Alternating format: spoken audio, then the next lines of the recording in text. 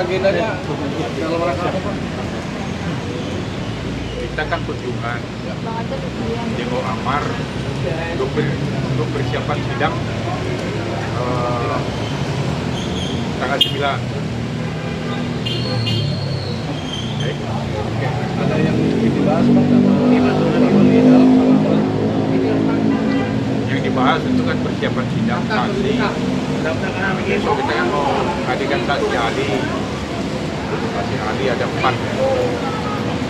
Ahli narkotika, kemudian ahli manajemen pendidikan, kemudian ahli manajemen lapas, kemudian ahli tentang psikiater. Itu yang dibicarakan dengan sama. Dan kemudian juga tentu kita menampung keluhan dia kan tentang ya ada isu-isu kan bahwa akan dibicarakan.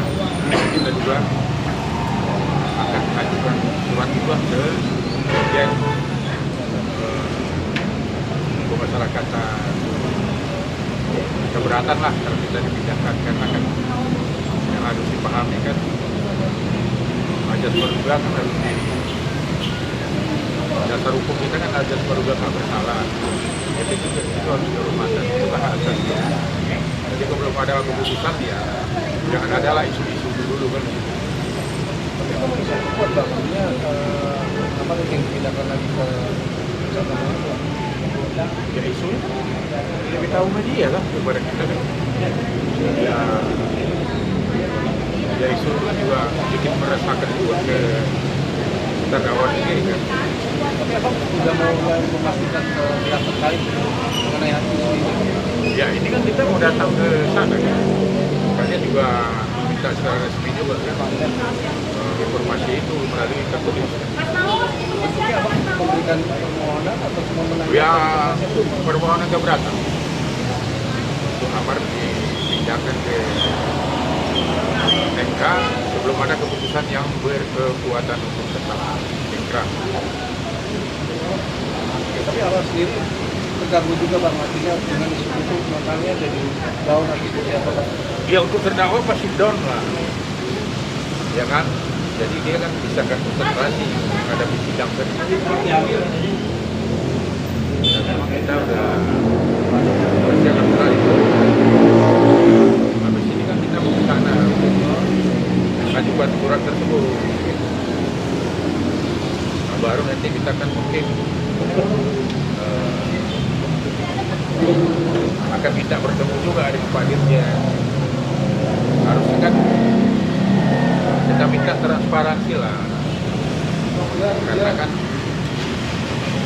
kalau dari pendapat kita dulu kan pemindahan Amar ini kan terbukti tanpa ada asesmen dan kemudian juga tim penilainya, TPP namanya. Nah ini kan ini kita minta transparansi. Jadi misalkan akan kembalikan lagi ke Nusa Tenggara atau cara apa? Ya kita nggak tahu, inilah yang kita itu kan baru isu. Mudah-mudahan kan ini tidak benar. Kalau setelah kemarin kesaksian Amar yang buka-bukaan di persidangan itu berpengaruh ke keamanan segala macam apa di dalamnya kan, Bang? Ya insya Allah enggak lah. Kita lihat ya di sini pelayanan ke profesional dan diperhatikan dengan baik sama masalah makanan, masalah pakaian. Yang hubungan Bekasi dengan pengacara kan dikasih akses luas-luasnya. Kapan aja kami ketemu, contohnya kan dikasih. Jadi nggak ada lah itu kan ajang job itu kan bukan zamannya. Kalau dulu boleh lah kita khawatir, kalau sekarang nggak perlu. Apalagi ini kan udah perkara ini udah dipantau oleh media kan, nggak mungkin lah. Saya yakin lah Pak Menteri, Menko, ya kan Pak Dirjen pasti tahu lah bahwa perkara ini kan sudah terpublikasi oleh media. Jadi publik sudah mengikuti persidangan ini. Jadi yakin saya pihaknya Dirjen tidak akan gegabah. Oh, berarti tidak ada ancaman-ancaman ya Bang sejauh ini Bang? Sepengetahuan kami PH tidak ada, dan pelayannya juga alhamdulillah baik. Kami dihormati di sini. Malangkan aturan ke sana kan, ya kita ini kan dengan pemeriksaan yang ketat dan tidak boleh bawa dompet lagi. Dan makan malah dikasih, kalau namanya PH nih kan hujan ini kita kelaparan ya dikasih makan misalnya, dan itu minum juga. Jadi memang menurut saya ya sangat luar biasa, pelayanannya sangat bagus. Tadi abang bilang katanya pasien itu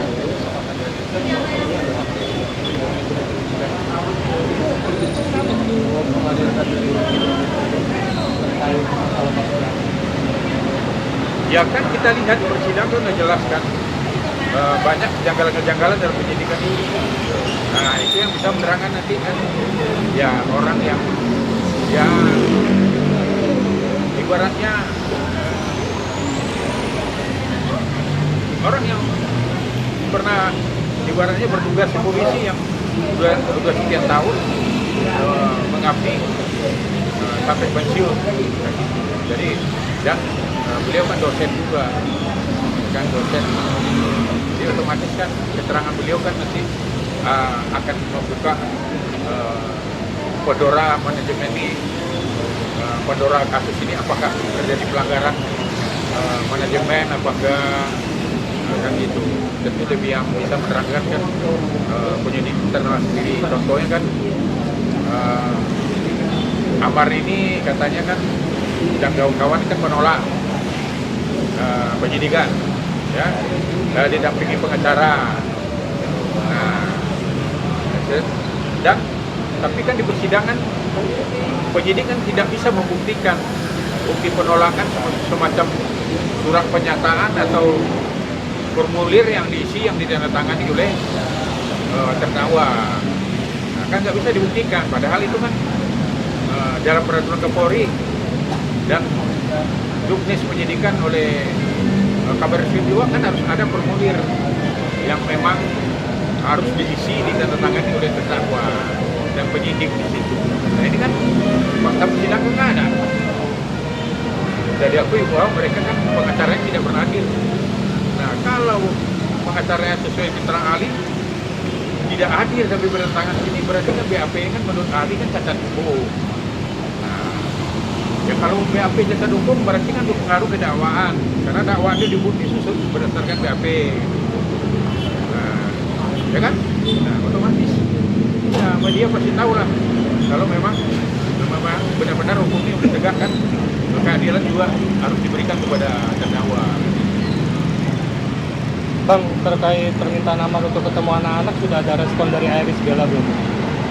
Ya ini bisa, kalau untuk saudara ketemu anak-anak itu kan sesuai dengan SOP Dirjen juga kan diperbolehkan. Cuma kan sekarang untuk yang menghadirkan ini kan tentu harus ada orang tuanya. Apakah orang tuanya ya memberi apa tidak, ini kan kami belum masuk ke situ ranahnya. Lebih bagus ditanyakan ke yang memegang hak perwalian, dalam ini kan mantan istrinya. Jadi kalau anak-anak mau ketemu itu tidak ada halangan. Tidak ada, karena anak kandung, bapak kandung, kemudian ibu kandung, istri ya yang nikah resmi. Cuma untuk pacar ya belum bisa, karena statusnya high risk kan. Jadi itu harus kita hormati. Jadi harus dipahami dulu. Kalau Amar ketemu anaknya itu tidak bisa dilakukan. Nah, kalau itu memang diizinkan orang tuanya. Kayak ini pasti ada proses dari adiknya Amar yang menjualan makanan.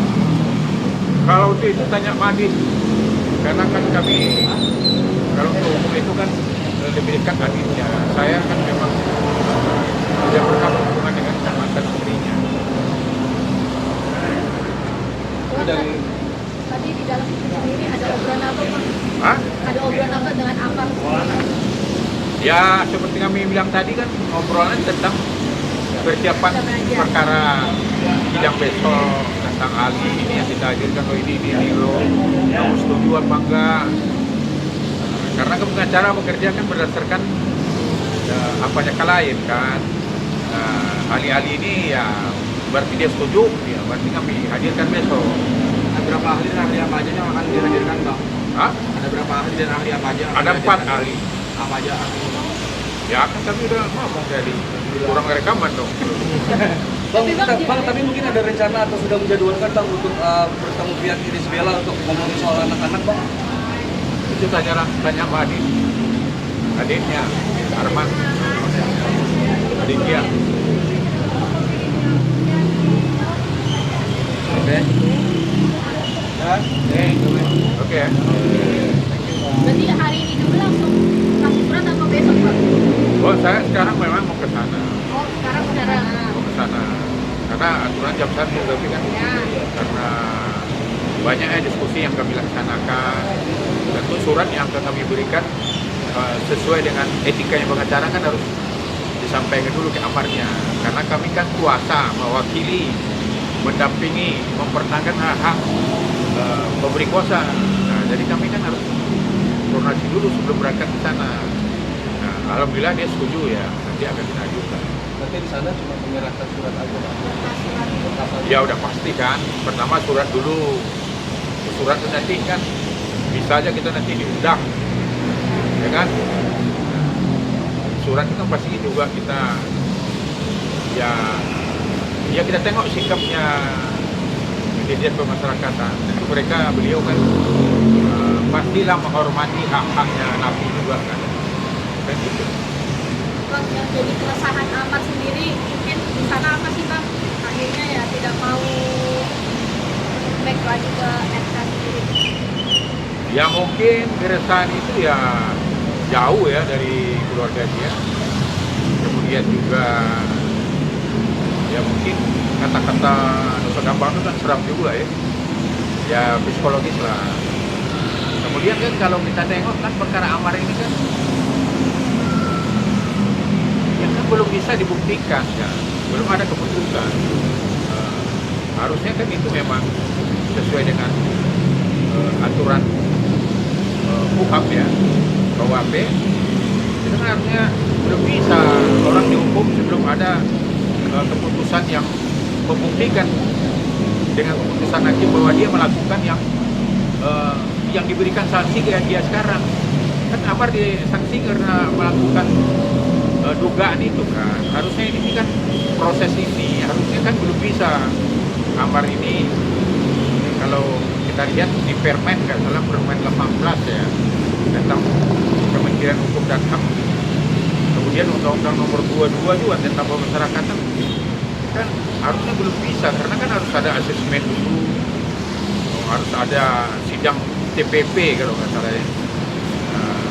Jadi harusnya itu kan harus dulu dilakukan. Ini kan Amar begitu perkaranya heboh di media, tiba-tiba langsung ada pemberangkatan, sedangkan kita PH aja nggak tahu, keluarga yang nggak tahu. Nah, mudah-mudahan kesalahan ini juga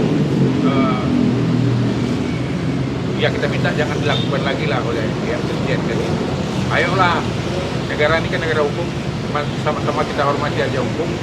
Apalagi Pak Presiden kan sekarang udah mengatakan, Pak Presiden ya kan, kalau kamu tidak bisa penyidik aparat penegak hukum itu membantu banyak orang, bantu untuk beberapa orang.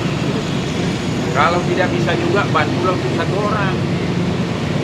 Kalau tidak juga ya berikanlah keadilan sama orang tersebut. Nah, ini mudah-mudahan dipahami oleh Pak Menteri, Pak Presiden juga dan aparat penegak hukum lainnya. Keyakinannya berapa persen Bang? Kamelia sudah tidak. Karena belum ada Ya karena kan kita udah jelas kan, wartawan lebih tahu sudah kita. Jadi memang ini tugasnya PH nanti. Dan kami ini dalam rangka menjalankan tugasnya PH, bukan urusan pribadi. Oke? Terakhir, berapa persen Bang artinya Amar ini tidak akan kembali dikirimkan ke RK sendiri?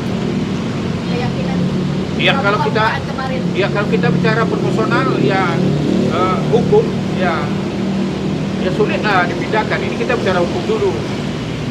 Lain kalau bicara kebijakan, ya kan. Kemudian bicara kekuasaan, ya itu kan luar dari konteks hukum kan. Nah, kami nggak bisa bicara itu. Kenapa seorang Ahmad Doni sebelum ada keputusan dia mengungkapkan kata-kata itu pada banyak sebagai kuasa hukumnya, nilainya apa seorang Ahmad Doni mengungkapkan tidak mau dimakan keputusan apa? Ya kalau itu kan mungkin amarnya yang bisa menjawab, Pak. Kenapa? Karena kalau saya kan, karena itu kan keresahan amar itu kan keresahan dia kan, bukan keresahan yang kita yang membuat, bukan pengacaranya. Itu kalau banyaknya sebagai kuasa hukum benar atau ini atau tidak bersalah lah seorang Ahmad Doni. Tapi kalau seorang terdakwa itu kan ya katakan salah atau tidaknya dan dia mengungkapkan itu dan banyak yang gimana Pak? Ya kalau salah dan benar itu kan hakim yang menilai nanti. Tapi dari fakta persidangan ini, ya kan media udah tahu apa yang terjadi di persidangan. Nggak mungkin saya akan menyimpulkan. Biarkan aja lah media menyimpulkan sendiri kan itu. Tapi kan kekuatan seorang Pak Jol sendiri melihat itu dengan BAP-nya sudah didampingin, dengan kejadian sekarang ini belum kekuatan itu meyakinkan bahwa Ahmad Doni tidak bersalah. Ya kalau pengacara kan tentu dia akan membuktikan eksepsinya, Pak. Nah kalau pengacara kan, kalau jaksa pasti akan membuktikan dakwaannya. Nah kalau dari fakta persidangan, pendapat kami dan penilaian kami sudah bisa membuktikan tentang ya eksepsi kami. Ya intinya bahwa dia tidak ada PPH, itu sudah jelas. Kemudian juga masalah barang bukti itu kan langsung disita dari dia. Padahal penyidikan dan narkotika itu kan kalau menurut pendapat kami itu kan barang bukti itu harus melekat dari dia. Itu baru, nah itulah kenapa dalam penyidikan narkotika itu kan waktunya kan panjang untuk menempatkan seorang tersangka, karena dia harus mencari bukti yang melekat.